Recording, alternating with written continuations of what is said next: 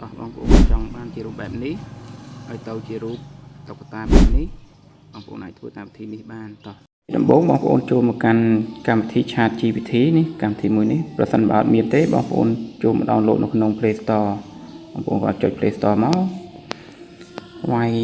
នេះកន្លែង search កន្លែងប៊ូតុងខាងក្រោមនេះ search នេះបងប្អូនវាយពាក្យថា Chat GPT Chat នេះនៅខាងលើគេបងប្អូនចុចខាងលើគេហ្នឹងមករួចហើយបងប្អូនតម្លើងកម្មវិធីហ្នឹងនេះកម្មវិធីហ្នឹងតែសារខ្ញុំបានតម្លើងហើយវាដាក់ពាក្យឲ្យថា open ដូច្នេះយើង open តាមហ្នឹងក៏បានដែរបងប្អូនដូច្នេះបងប្អូនត្រូវកាន់កន្លែងសញ្ញាបូកបងប្អូននេះសញ្ញាបូកនៅខាងឆ្វេងដៃនេះបងប្អូនសូមចុចលើវាមួយមកដើម្បីយករូបភាពដែលយើងចង់ធ្វើបងប្អូនចូលមកកាន់ពាក្យថា photo បាទចុចលើវាមួយមកនោះបងប្អូននេះខ្ញុំធ្លាប់បានធ្វើបានម្ដងហើយបងប្អូនដូច្នេះបងប្អូនត្រូវរករូបភាពដែលយើងចង់ធ្វើឥឡូវឧទាហរណ៍ជារូបនេះចុះនេះអូខេយកពាក្យថា do ដូច្នេះវាទាញចូលហើយបងប្អូនទៅហើយយើងសរសេរពាក្យថា turn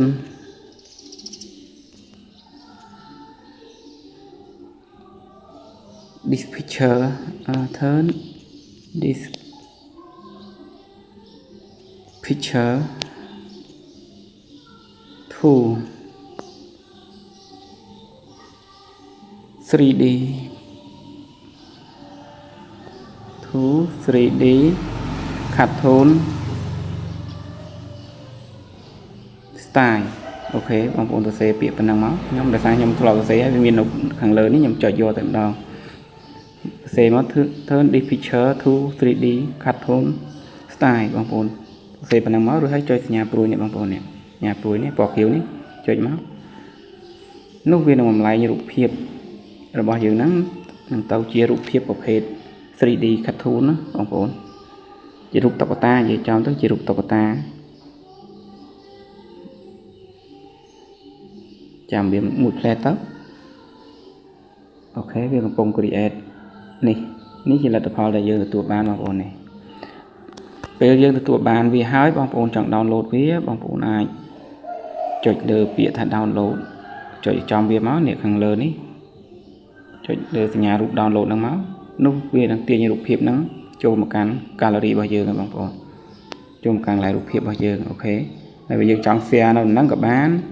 ចង់ edit បន្ថែមយើងអាចចុច edit បន្ថែមទៀតបានបងប្អូនអូខេឥឡូវយើងចូលទៅមើលនៅក្នុងរូបភាពរបស់យើងនេះនៅក្នុងរូបភាពដូច្នេះយើងនឹងឃើញនេះខាងលើគេនេះអូខេឃើញទេបងប្អូនស្អាតទេហើយបើស្អាតហើយបងប្អូនជួយ like ជួយ share ខ្ញុំមួយផងអរគុណច្រើនជួបគ្នានៅពេលក្រោយ